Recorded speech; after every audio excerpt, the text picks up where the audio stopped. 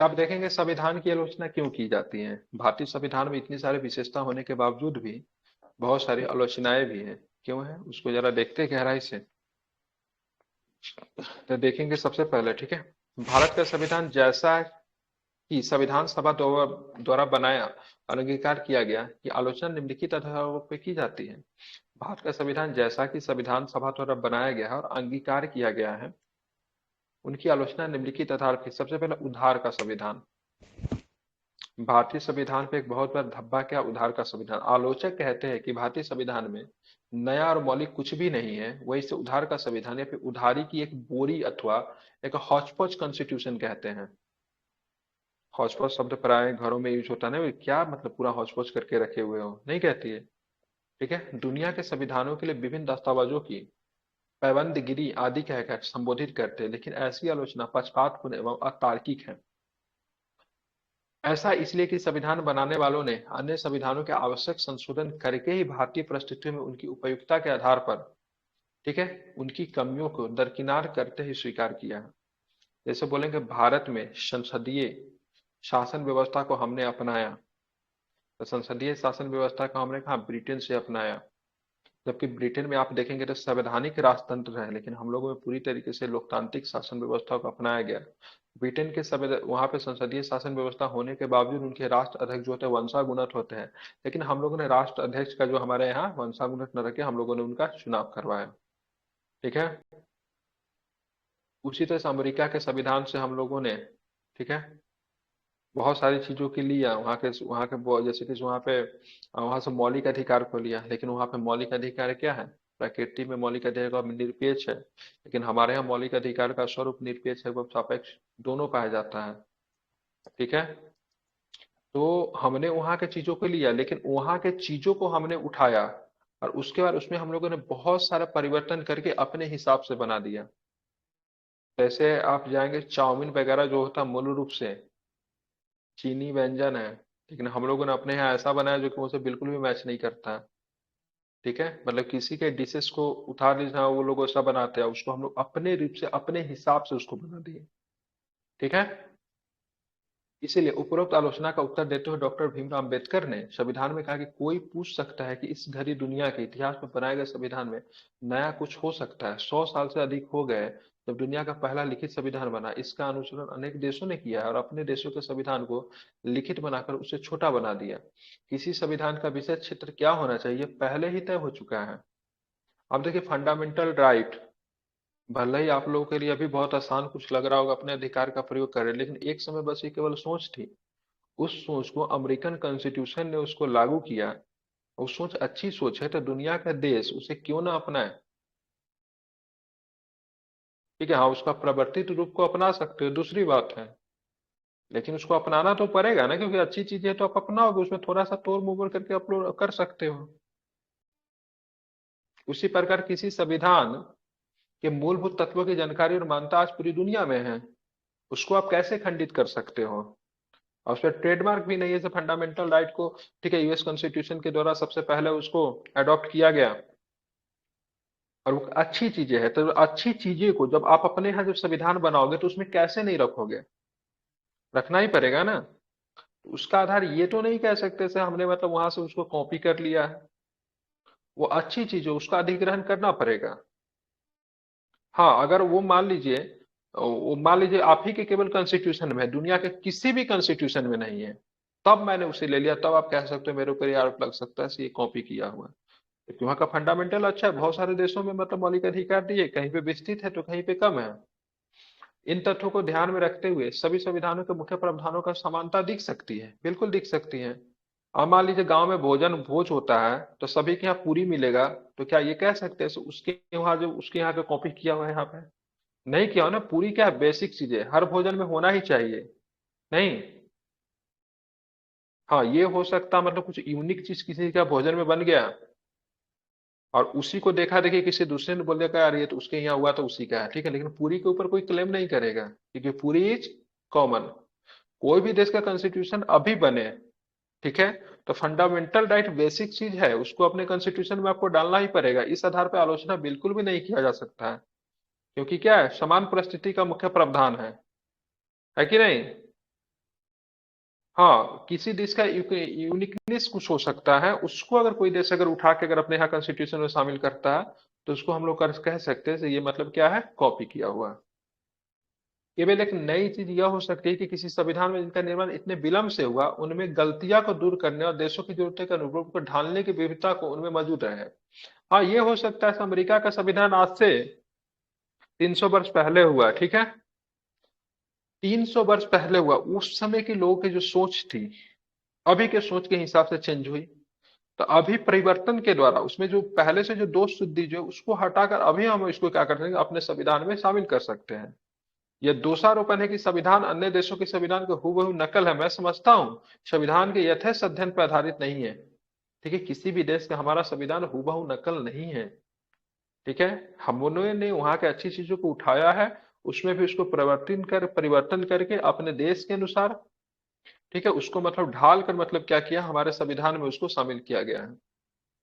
ठीक है, समझ रहे? इस अधिकार पे इस चीजों को खंडन किया जा सकता है, क्योंकि बहुत सारे लोगों ने संविधान का आलोचना करते हुए कहा से उधार का संविधान है, उधारी की एक बोरी है, हौच-पौच कॉन्स्टिट्यूशन है। ठीक है, तो संविधान की आलोचना, भारतीय संविधान की आलोचना करे ऐसे प्रश्न तो नहीं आते हैं, लेकिन बोल सकते हैं भारतीय संविधान की, ठीक है, भारतीय संविधान के विशेषताओं का, ठीक है, और आलोचनात्मक परीक्षण करें, तो आपको इसी प्रकार से प्रश्न को लिखना मेंस के पॉइंट ऑफ व्यू से बहुत ज्यादा महत्वपूर्ण हो जाता है। ठीक है, आप लोगों ने इसको देखा होगा, ऐसे प्रश्न कई बार कुछ बने हैं, और मैं प्रश्न आपको दूंगा, आप लोग लिखिएगा भी। ठीक है, अब देखेंगे 1935 के अधिनियम की कार्बन कॉपी। बोला जाता है भारतीय संविधान के ज्यादातर हिस्सा 75 से 80% के बीच का हिस्सा जो 1935 के अधिनियम से मतलब प्राप्त किया गया, तो क्या कार्बन कॉपी है? आलोचकों का कहना है कि संविधान निर्माताओं ने बड़ी संख्या में भारत सरकार अधिनियम 1935 के प्रावधान भारत के संविधान में डाल दिए। इससे संविधान 1935 के अधिनियम की कार्बन कॉपी बन के रह गया है। फिर भी उसका संशोधित रूप उदाहरण है कि श्रीनिवासन का कहना है कि भारतीय संविधान भाषा और वस्तु दोनों ही तरह से 1935 के अधिनियम की नकल है। उसी प्रकार सर आइवर जेनिंग्स, ब्रिटिश संविधान वेता, ने कहा कि संविधान भारत सरकार अधिनियम 1935 से सीधे निकलता है, जहां से वास्तव में अधिकांश प्रावधानों का पाठ बिल्कुल उतार लिया गया है। पुनः बात करेंगे पीआर देशमुख, संविधान सभा सदस्य ने टिप्पणी की कि संविधान अनिवार्यता भारत सरकार अधिनियम 1935 की बस वयस्क मताधिकार इसमें जोड़ा गया है, क्योंकि वहां पर वयस्क मताधिकार नहीं था, इसमें वयस्क मताधिकार जोड़ा गया है। अब देखेंगे, अब यहाँ पे 1935 के देखिए, जब भी आप कभी भी आप आलोचना करें, ठीक है, तो आलोचना करने के बाद, ठीक है, उसके काउंटर में क्या कहा गया वो भी आपको लिखना पड़ेगा। ठीक है, यहाँ पे इसीलिए मतलब आलोचनात्मक परीक्षण करना है। ठीक है, अब आलोचना तो कर दिया, अब उसका बचाव कैसे करोगे, कि देखो कभी भी एक सिविल सर्वेंट जो होता है ना, हार्ड लाइनर नहीं होता, ठीक है, एक न्यूट्रल पर्सन होता है। एक न्यूट्रल पर्सन से मतलब यही एक्सपेक्ट की जाती है सब अपना विचार हमेशा मतलब क्या रखें, न्यूट्रल बना के रखें। तो एक तरफ से आप आलोचना करें तो दूसरी तरफ से आपका क्या होना चाहिए, आप उसके मतलब विचार को मतलब क्या करेंगे, बचाव भी करेंगे। अब संविधान सभा में विचार का बचाव कौन करेगा, जिन्होंने संविधान को बनाया, जो कि ड्राफ्टिंग कमेटी को हेड कर रहे, तो सारे आलोचना का विचार अम्बेडकर जी ने बड़े अच्छे से झेला। बोला संविधान सभा में अम्बेडकर जी ने, जहां तक इस आरोप की बात है कि प्रारूप संविधान में भारतीय सरकार अधिनियम 1935 का अच्छा खासा हिस्सा शामिल कर लिया गया, मैं क्षमा याचना नहीं करूंगा। उधार लेने का कुछ भी लाज लज्जास्पद नहीं है, इसमें साहित्यिक चोरी शामिल नहीं है। संविधान के मूल विचारों पर किसी का एकस्व अधिकार पेटेंट राइट नहीं है। मुझे खेद है इस बात के लिए कि भारत सरकार ने 1935 से लिए गए प्रावधान अधिकतर प्रशासनिक विवरणों से संबंधित है। आप भारत में ब्रिटिश ने 300 वर्षों तक रूल किया था, 200 वर्षों तक डायरेक्ट रूप से। आप एडमिनिस्ट्रेशन चीजों को आप ब्रिटिश के नहीं उठाएंगे तो काम कैसे चलेगा? प्रशासन में सडन परिवर्तन आप नहीं कर सकते हैं। इसीलिए जब भारत में शासन व्यवस्था चुनने का जब बारी आई, तो दो चीजें चुनना था, एक था अध्यक्षात्मक मतलब प्रेसिडेंट रूल को चुने, या फिर संसदात्मक शासन व्यवस्था को चुने। तो सभी लोगों ने इस चीज को ध्यान में रखा से अगर हम इतने दिन से ब्रिटिश शासन व्यवस्था चल रहा था, अगर हम तुरंत अगर परिवर्तन करेंगे तो लोगों को समझ में नहीं आएगी चीजें, इसलिए संसदात्मक शासन व्यवस्था को चुना गया। और जब संसदात्मक शासन व्यवस्था को चुनेंगे तो 1935 के कानून को आप इग्नोर कैसे कर सकते हैं? तो प्रशासन की सारी चीजें जो वहां से लिया गया, जो कि जरूरी भी था। नहीं, क्योंकि संसाधन शासन व्यवस्था को अगर चला रहे तो उन सब सारी चीजों को तो आपको लिखना पड़ेगा, इसीलिए 1935 से लिए गए प्रावधान अधिकतर प्रशासनिक विवरणों से संबंधित है। हाँ, ये इंपॉर्टेंट हो गया था। तो इस आधार पे आप इसको काउंटर कर सकते हैं, जैसा कि मतलब अंबेडकर जी ने किया था। ठीक है। दूसरी ओर ये आरोप भी लगते रहा भारत का संविधान जो है पूरी तरीके से मूल रूप से कॉपी है, लेकिन मूल रूप से कॉपी नहीं है। तो प्रशासन के सब्जेक्ट को मतलब वहां से क्या किया गया, उठा के रखा गया है। अब क्या है, गैर भारतीय अथवा भारतीयता विरोधी संविधान पे एक आरोप लगता है भाई साहब ये गैर भारतीय है। आलोचकों के अनुसार भारत का संविधान गैर भारतीय या फिर भारतीयता विरोधी है, क्योंकि यह भारत की राजनीतिक परंपराओं अथवा भावनाओं का प्रतिनिधित्व नहीं करता। उनका कहना है कि संविधान की प्रकृति विदेशी है, जिसमें से यह भारतीय परिस्थितियों के लिए अनुपयुक्त एवं अकारण है। इस संदर्भ में कि हनुमान थैया ने संविधान सभा सदस्य ने टिप्पणी की, हम बीना या सितार का संगीत चाहते थे, लेकिन यहां तक कि एक इंग्लिश बैंड का संगीत सुन रहे हैं। Important point to be noted, pre में सीधा सीधा पूछ सकता है। ठीक है, हम बीना या सितार का संगीत चाहते थे। बीना सितार से समझ रहे हैं भारतीय संगीत, मतलब संविधान का भारतीयकरण करना चाहते थे, लेकिन हमें मतलब कौन सा बैंड सुनाया जा रहा है, इंग्लिश बैंड सुनाया जा रहा है। जो कि मतलब क्या मतलब जैसे कहने को उन्होंने वेस्टर्न म्यूजिक का कंपेयर भारतीय म्यूजिक से करते, तो भारतीय म्यूजिक सुनना रहा तो मुझे क्या सुना रहे, वेस्टर्न म्यूजिक सुना रहे हो। जैसे में हम संविधान का भारतीयकरण करना चाहते हैं, तुमने इसे संविधान का पश्चिमीकरण कर दिया। ठीक है, किसका स्टेटमेंट है, नाम इनका याद है, क्या नाम है इनका, हनुमंत थैया। क्या नाम है, हनुमंत थैया। ठीक है।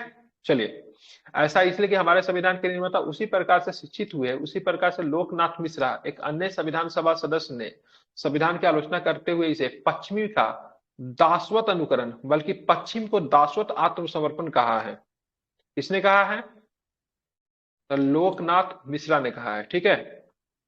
लक्ष्मी नारायण साहू एक अन्य संविधान सभा सदस्य का कहना था, जिन आदर्शों पर प्रारूप संविधान गढ़ा गया, संविधान की मूलभूत आत्मा उसे प्रकट नहीं होती है।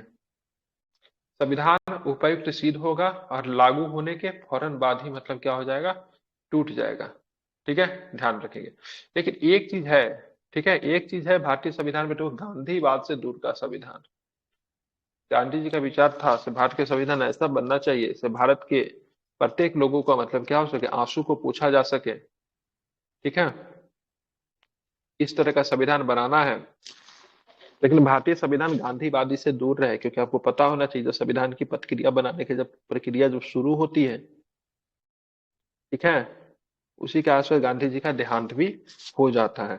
ठीक है, गांधी जी 1947 के अंतिम चरण और 1948 के शुरुआती दिन में ही गांधी जी की हत्या कर दी जाती है।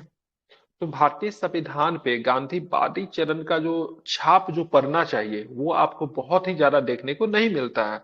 हालांकि राज्य के नीति निर्देशक सिद्धांत है, उसमें गांधीवादी चरण आपको देखने को मिलता है, गांधीवादी छाप आपको देखने को मिलता है। लेकिन उसको भी संविधान सभा ने सख्ती से लागू होने का ऐसा कुछ नियम नहीं दिया, राज्यों के हाथ में दे दिया गया। हाँ, राज्यों को बोला गया से मतलब आप जब चाहो तब इसको लागू करें, मतलब राज्यों के ऊपर डिपेंड करता है। तो डीपीएसपी के प्रावधानों को, राज्य के नीति निर्देश सिद्धांतों के प्रावधानों को लागू करें। आलोचकों के अनुसार भारत का संविधान गांधीवादी दर्शन और मूल्यों को प्रतिबिंबित नहीं करता, जबकि गांधी जी हमारे राष्ट्रपिता है। उनका कहना था कि संविधान ग्राम पंचायत अथवा जिला पंचायतों के आधार पर निर्मित होना चाहिए था। इस संदर्भ में वही सदस्य किया हनुमंत थैया ने कहा, यह वही संविधान है जिसे महात्मा गांधी कभी नहीं चाहते थे और न ही संविधान पर उन्होंने विचार किया होगा। ठीक है। टी प्रकाशन दक्षिण भारत के बड़े नेता टी प्रकाशन संविधान सभा एक और सदस्य, इस कमी के कारण गांधी जी के आंदोलन में अम्बेडकर जी की सहभागिता नहीं होना तथा साथ ही गांधीवादी विचारधारा के प्रति उनका तीव्र विरोध को बताते हैं। गांधी जी का सबसे बड़ा विरोधी की बात करेंगे, अम्बेडकर जी थे प्रखर विरोधी। गांधी जी बोलते थे पंखा चला, तो अम्बेडकर जी बोलते थे पंखा बंद करो। मतलब कहने का मेरा ऐसा नहीं था, मतलब पूरी तरीके से उनका हमेशा, ठीक है, उनका कटआउट तैयार करके रखते थे। तो हमेशा जो गांधीवादी आंदोलन के चरण से अम्बेडकर जी हमेशा दूर रहे। पी प्रकाशम साहब कहते हैं अम्बेडकर जी तो प्रखर विरोधी थे गांधी जी के, और गांधीवादी जितने भी आंदोलन हुए उससे अम्बेडकर की दूरी बनी रही। अब ऐसे क्रम में जब संविधान बनाने के बाद जब अम्बेडकर किया है, तो गांधीवादी विचारधारा से तो सहमति तो रखते ही नहीं थे। गांधी जी के प्रति उनका तीव्र विरोध था, सॉरी। इस वजह से संविधान में गांधीवादी सिद्धांतों को शामिल नहीं किया गया। महाकाय आकार मतलब विशाल काय, ठीक है। आलोचक कहते हैं कि भारत का संविधान बहुत ही भीमकाय और बहुत ही विस्तृत है, जिसमें अनेक आवश्यक तत्व भी शामिल हैं। सर आइवर जेनिंग्स के विचार में जो प्रावधान बाहर से लिए गए हैं उनका चयन बेहतर नहीं है। संविधान सामान्य रूप से कहे तो बहुत लंबा और क्या है, जटिल है। इस संदर्भ में एच बी कामत संविधान सदस्य ने टिप्पणी की, प्रस्तावना जिस किरीट का हमने अपने संविधान के लिए चयन किया वो एक हाथी है, और यह शायद इस तथ्य के अनुरूप है कि हमारा संविधान भी दुनिया के तमाम संविधानों में सबसे अधिक भीम का है। उन्होंने यह भी कहा, मुझे विश्वास है कि सदन इस पर सहमत नहीं होगा, लेकिन हमने एक हाथी नुमा संविधान बनाया है, ठीक है। हमारा संविधान क्या है, एक हाथी नुमा संविधान। इन्होंने बोला कामत साहब ने, अरे पहले तो अपने संविधान के प्रतीक के रूप में, शुभ चिन्ह के रूप में हाथी का मतलब हमारा विरासत पशु हाथी है, तो संविधान के प्रतीक के रूप में भी प्रयोग किया गया। पता है ना, संविधान के प्रतीक के रूप में हाथी था, तो बोला हमारे संविधान को भी क्या बनाया, हाथी नुमा बना दिया। दूसरे ऊपर भारतीय संविधान पे सबसे बड़ा आरोप लगता है सो वकीलों के लिए स्वर्ग है। आलोचक के अनुसार भारत का संविधान अत्यंत विविधतापूर्ण तथा बहुत जटिल है। उनके विचार से जिस कानूनी भाषा और मुहावरों को शामिल किया गया वो उनके चलते संविधान एक जटिल दस्तावेज बन गया है। वही सर आइवर जेनिंग्स ने जो वकीलों का स्वर कहा, इंपॉर्टेंट है, सर आइवर जेनिंग्स ने सिर्फ वकीलों का स्वर कहा है। क्यों कहा है, रीजन क्या है कि संविधान बनाने वाले ज्यादातर लोग जो थे वकील पेशा से आते थे। उनके द्वारा बहुत ही भारी भरकम शब्दों का प्रयोग किया गया है। आम जनमानुष के लिए संविधान के शब्दों को समझना कठिन है, इसीलिए इसको वकीलों का स्वर्ग कहते हैं। इसी संदर्भ में एच के महाश्वरी संविधान सभा के सदस्य का कहना था, प्रारूप लोगों को अधिक मुकदमेबाज बनाता है, वे अदालतों की ओर अधिक उन्मुख होंगे, वो कम समयनिष्ठ होंगे, ठीक है, ध्यान रखेंगे, और सत्य और अहिंसा के तरीकों का पालन वे नहीं करेंगे। यदि वे ऐसा कह सकूं तो यह प्रारूप वास्तव में वकीलों का स्वर्ग है। यह बाद या मुकदमों की व्यापक संभावना खोलता है और हमारे योग्य और बुद्धिमान वकीलों के हाथ बहुत सारा काम देने वाला है। उसी प्रकार संविधान सभा के एक अन्य सदस्य पी.आर. देशमुख ने कहा, मैं ये कहना चाहूंगा कि सदन के समक्ष डॉक्टर अंबेडकर ने जो अनुच्छेदों का प्रारूप प्रस्तुत किया है मेरी समझ से अत्यंत भारी भरकम है, जैसा कि एक भारी भरकम भरा जिलवाज विधि संग्रंथ हो, ठीक है। संविधान से संबंधित कोई भी दस्तावेज इतना अधिक आवश्यक विस्तार तथा, ठीक है, शब्दाम्बरम का इस्तेमाल नहीं करता, ठीक है, मतलब बहुत ही ज्यादा मतलब बॉम्बेस्टिक वर्ड का प्रयोग किया गया है। शायद उनके लिए ऐसे दस्तावेज को तैयार करना कठिन था, जिसे मेरी समझ से एक विधि ग्रंथ नहीं बल्कि एक सामाजिक राजनीतिक दस्तावेज होना था, मतलब जो सभी लोगों को समझ आने वाला था, एक जीवंत स्पंदन युक्त जीवनदायी दस्तावेज। लेकिन हमारा दुर्भाग्य कि ऐसा नहीं हो पाया, हम शब्दों और शब्दों से लद गए, हम शब्दों और शब्दों से लद गए जिन्हें बहुत आसानी से हटाया जा सकता था। अब मतलब मान लीजिए कि से बहुत सारे, ठीक है, बहुत सारे, ठीक है, शब्दों का अलग अलग नाम होता है, ठीक है। जैसे मैं कुछ शब्द आपको बोल रहा हूं,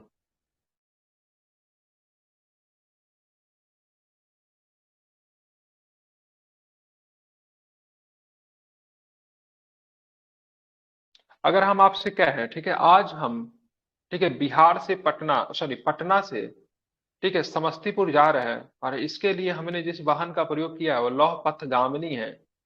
तो ये आपके लिए ज्यादा समझना उचित होगा कि हम बोले से बिहार से पटना हम ट्रेन से जा रहे हैं, रेल से जा रहे हैं, क्या समझना उचित होगा, वही होगा ना। लौ पथगामिनी कितना अजीब लगता है। तो संविधान में जो प्रयोग जो किया गया ना शब्दों का, ठीक है, लौ पथगामिनी का प्रयोग किया गया। बात बता रहा हूँ, सभी शब्दों का कुछ ना कुछ आसान शब्द हो सकता था, लेकिन इसका इतना ना शुद्ध और इतना ना विस्तृत शब्द का प्रयोग किया गया जो कि बॉम्बास्टिक बना देता है। शब्दों का मतलब शब्दों के शब्दों से लद गए लोग, ठीक है। संविधान सभा के बहुत सारे लोगों को जब ये सब शब्द नहीं समझ में आ रहे थे तो आम आदमी को क्या समझ में आएगा, समझे।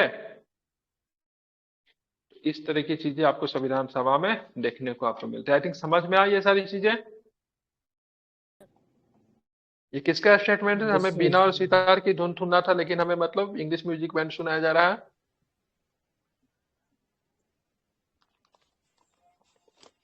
किसने बोला था, इतना जल्दी चल रहा है।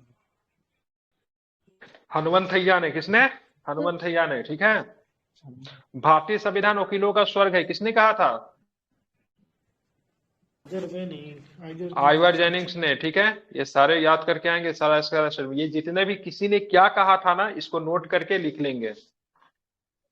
ठीक है, ये सारा आर्टिकल्स दिया हुआ है।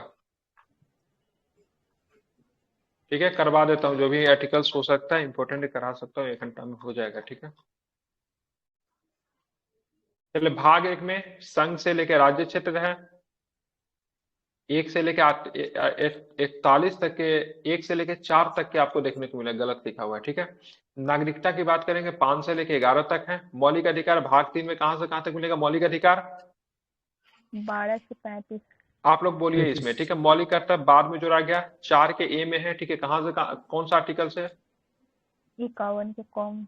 बिल्कुल 51 के कम है। ठीक है, संघीय सरकार में बात करेंगे तो आपको कहां से मिलेगा? 52 से लेके, ठीक है, 151 तक, जिसमें से अब कार्यपालिका है 52 से 78 है, संसद 79 से लेके 122 तक है, राष्ट्रपति 123, राष्ट्रपति की विधायी शक्ति 123 में है, पता ही आप लोगों को। संघ की न्यायपालिका 124 से लेके 147 तक आपको दिखेगी। भारत का लेखा नियंत्रण परिषद 148 से लेके 151 तक आपको दिख जाएगा। राज्य की सरकार 152 में है, ये छोड़ दीजिए। आप देखिए यहाँ पे, हाँ, 248 को निरस्त कर दिया गया। ठीक है, भाग 7 में कुछ भी नहीं, ध्यान रखिए, भाग 7 को निरस्त किया गया है। राज्य से संबंधित पहली अनुसूची का खंड जो था उसको निरस्त कर दिया गया 238 के भाग 7 को। भाग 8 में क्या है? भाग 8 में देखेंगे संघ और राज्य क्षेत्र है। 9 में क्या है? पंचायत में है, बिल्कुल यूटी, बिल्कुल ठीक है। 9 का क में क्या है? नगर पालिकाएं है। ठीक है, 9 के ख में क्या है? सहकारी समितियां हैं। अनुसूचित जनजाति का क्षेत्र की बात करेंगे 10 में है। 11 में क्या देखिए? संघ और राज्यों के बीच मतलब संबंध 11 में है। 12 में क्या है? बीज संपत्तियां। ठीक है, ये आपको दिख जाएगा। 13 में क्या है? तो राज्य, भारत के राज्य क्षेत्र के बीच व्यापार वाणिज्य समागमन। ठीक है, आपको याद नहीं करना, आर्टिकल्स नहीं भी याद करेंगे तो इंपॉर्टेंट कुछ कुछ याद कर लेंगे, बस काम चल जाएगा। ठीक है, बार 14 में क्या है? तो संघ और राज्य सेवाओं के अधीन सेवाएं, लोक सेवा 315 से लेकर 323 तक ये आर्टिकल्स आपका इंपॉर्टेंट है। संपत्ति के अधिकार की बात करेंगे तो भाग किस में है? तो भाग 12 में है। ठीक है, 300 के कॉम में इसको शामिल किया गया, ये भी आपको ध्यान में रखना है। ठीक है, अधिकरण की बात करेंगे 323 क से 323 ख में आपको अधिकरण दिखने को मिलेगा। 15 में निर्वाचन है, 324 से लेकर 329 के क तक आपको निर्वाचन देखने को मिलेगा, सॉरी 15 में। ठीक है, 16 में क्या है? तो कुछ वर्गों के लिए विशेष प्रावधान है। 17 में क्या है? तो राज्य भाषा है। क्या है? राज्य भाषा। 343 से लेकर 351 तक आपको राज्य भाषा दिखेगा। 18 में क्या है? तो अपवाद उपबंध है। 352 से लेकर 360 तक क्या है? तो अपवाद उपबंध है। 19 में क्या है? तो परिकर्णन है, 61 से 67 तक। 20 में क्या है? तो संविधान संशोधन है, आर्टिकल 368। 21 में क्या है? तो अस्थायी संकलन कार्य विशेष उपबंध है, 369 से 392। संक्षिप्त नाम प्रारंभ हिंदी के प्राधिकृत पाठ सब के सब 393 से 95 तक आपको देखने को मिलेगा।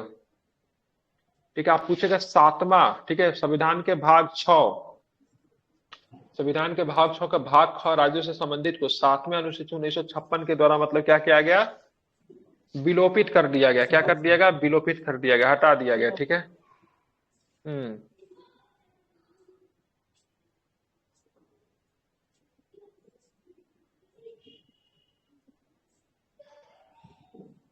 अब कुछ इंपॉर्टेंट आर्टिकल से देख लेते हैं। ठीक है, जो इंपॉर्टेंट आर्टिकल्स उसको देखिए। 1 में क्या है? संघ और उनका राज्य क्षेत्र है। 3 में क्या होगा? इसको बोलिए, सभी लोग याद करवा देता हूँ। संघ में क्या है? संघ का नाम और राज्य क्षेत्र। 3 में क्या? नए राज्यों के निर्माण और वर्तमान राज्यों के क्षेत्र, सीमाओं या नामों का परिवर्तन है। 13 में क्या? मूल अधिकारों को संगत उनका अल्पीकरण करने वाली विधियां है। ठीक है, 12 से 35 तक मूल अधिकार देखने को मिलता है। किसी भी प्रकार का फालतू नियम नहीं बनाएंगे जिनके आधार क्या होगा? मूल अधिकार का क्या हो जाएगा? मूल आधार का अल्पीकरण होगा। अगर मतलब मूल अधिकार अगर समाप्त करने वाली किसी प्रकार की विधि बनेगी तो 13 के तहत उसका स्वतः ही मतलब क्या हो जाएगा? वो कानून समाप्त हो जाएगा। 14 में क्या है? विधि के समझ समता। 16 में क्या है? तो लोक नियोजन के विषय में अवसर की समानता। 17 में क्या है? एंड ऑफ अस्पृश्यता का अंत, अस्पृश्यता के अंत। ठीक है, ध्यान रखेंगे। 19 में क्या है? तो वाक स्वतंत्रता आदि विषय कुछ अधिकारों का संरक्षण। 21 में क्या है? 21 में क्या है? तब प्राण और दैहिक स्वतंत्रता का संरक्षण। 21 के क में क्या है? 21 के क में प्राथमिक शिक्षा अधिकार। प्राथमिक शिक्षा बिल्कुल, अधिकार। प्राथमिक शिक्षा का अधिकार है किसके कम है, ठीक है। अब आते हैं आगे, ठीक है। 25 में क्या है? 25 में अंतःकरण और धर्म का अबाध रूप से मान्य आचरण और प्रचार करने की स्वतंत्रता। 30 में क्या है? तो शिक्षण संस्थानों की स्थापना और प्रशासन करने पर अल्पसंख्यक वर्गों का अधिकार 30 में है। 32 में क्या है? 32 में संवैधानिक उपचारों का अधिकार की बात करें किसमें है? 32 में है, ठीक है। 38 में क्या है? राज्य लोक कल्याण की राज्य अभिवृद्धि लोक के लिए कल्याण। सामाजिक व्यवस्था बनाएगा, ठीक है। 40 में क्या है? 40 में ग्राम ग्राम पंचायतों का पंचायत का संगठन। गठन। ग्राम पंचायतों का संगठन, बिल्कुल। 44 में क्या है? नागरिकों के लिए एक समान नागरिकों नागरिका के लिए एक समान नागरिक संहिता। 6 वर्ष से कम आयु वाले बच्चों के लिए निःशुल्क अनिवार्य शिक्षा का उपबंध किसमें है? 45। 45। 45 में। 46 में क्या है? तो अनुसूचित जातियों, जनजाति और अन्य कमजोर वर्गों के शिक्षा और अर्थ संबंधी हितों का अभिवृद्धि।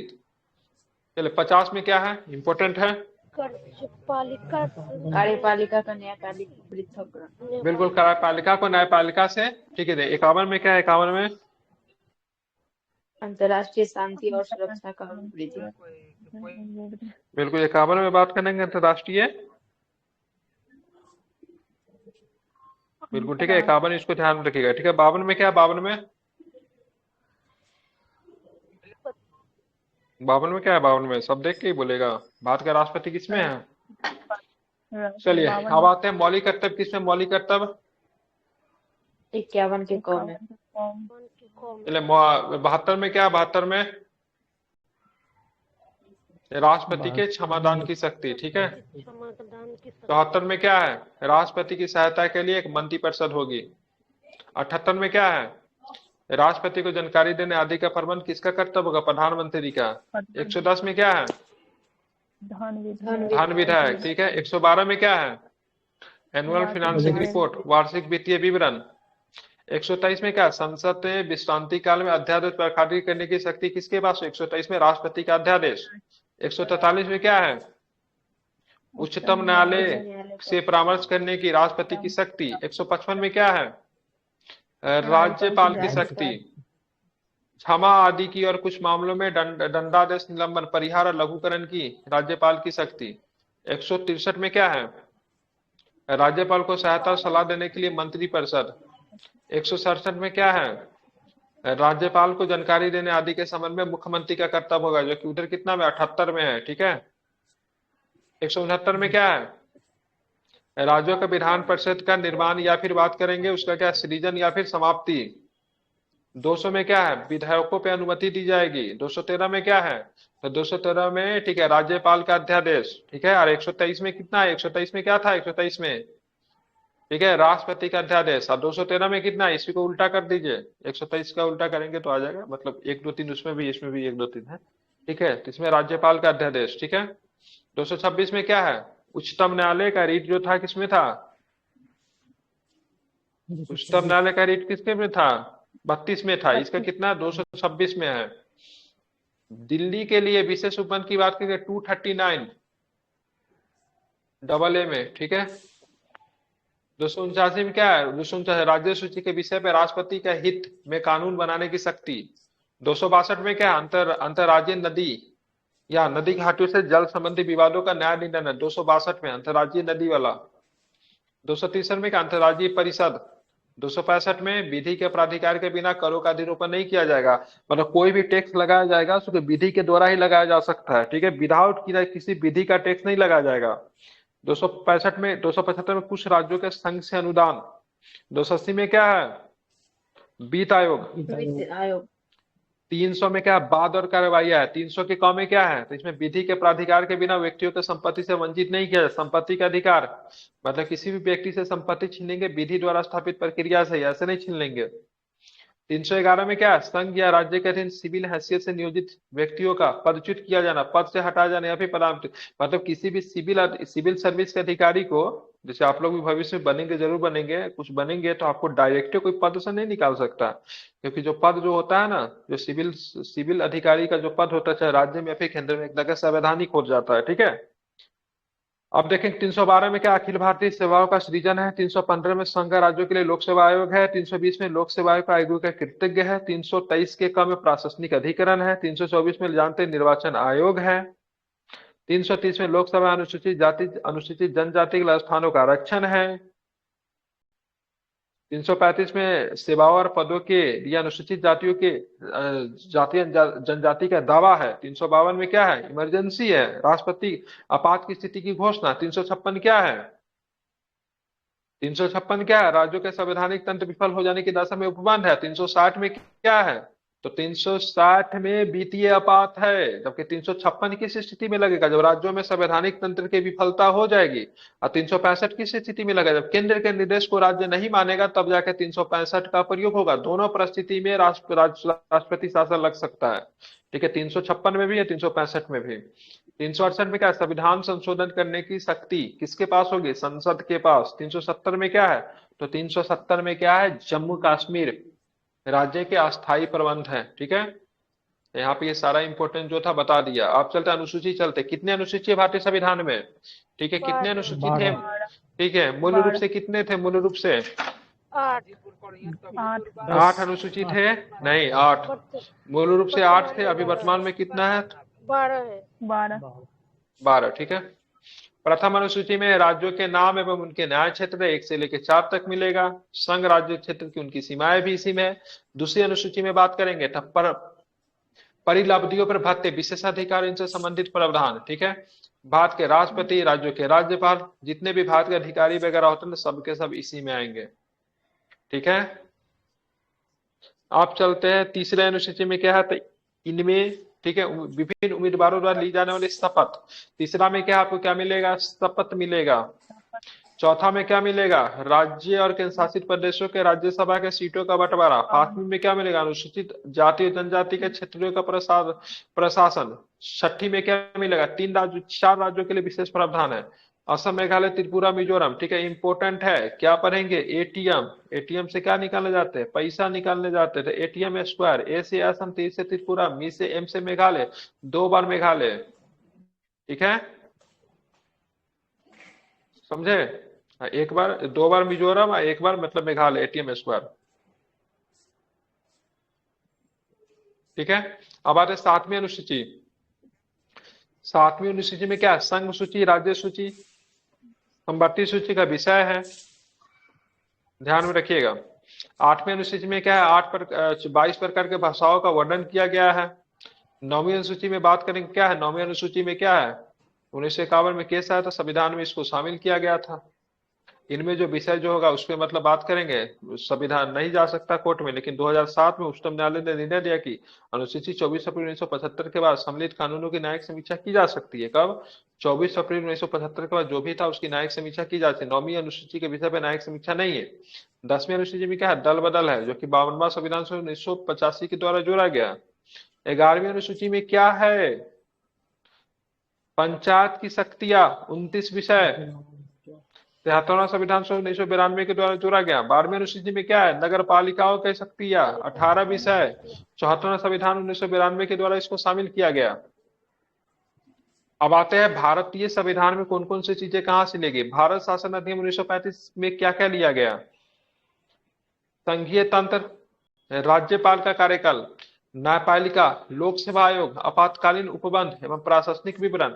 आपातकालीन उपबंध जो है कहां से लिया गया, 1935, बाइमर रिपब्लिक मरकर आइएगा, ठीक है।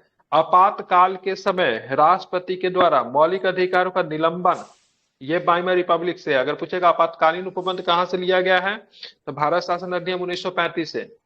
ब्रिटेन के संविधान से संसदीय शासन, विधि का शासन, विधायी प्रक्रिया, एकल नागरिकता, मंत्रिमंडलीय प्रणाली, मंत्रिमंडलीय प्रणाली नहीं देगा, पोर्टफोलियो लिखा रहेगा, परमाधिकार लेख, संसदीय विशेषाधिकार, द्विसदनवाद, सब कहां से लिया गया, ब्रिटेन से।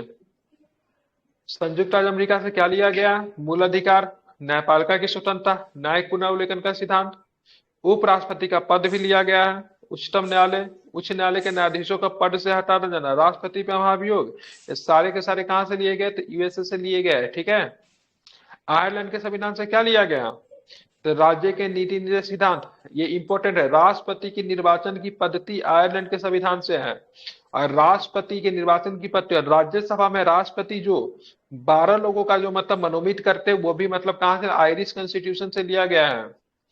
कनाडा के संविधान से क्या लिया गया था, कनाडा में सशक्त केंद्र के साथ संघीय व्यवस्था, केंद्र सशक्त होगी हमारा, अफिस शक्तियां किसके पास होगी, केंद्र में निहित होगी।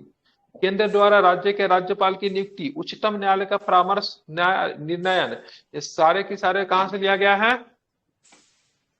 कनाडा के, कहां से, कनाडा के संविधान से। इंपॉर्टेंट इसमें से क्या है, तो उच्चतम न्यायालय जो परामर्श जो लेते हैं वो भी मतलब कैनेडियन कॉन्स्टिट्यूशन से लिया गया है।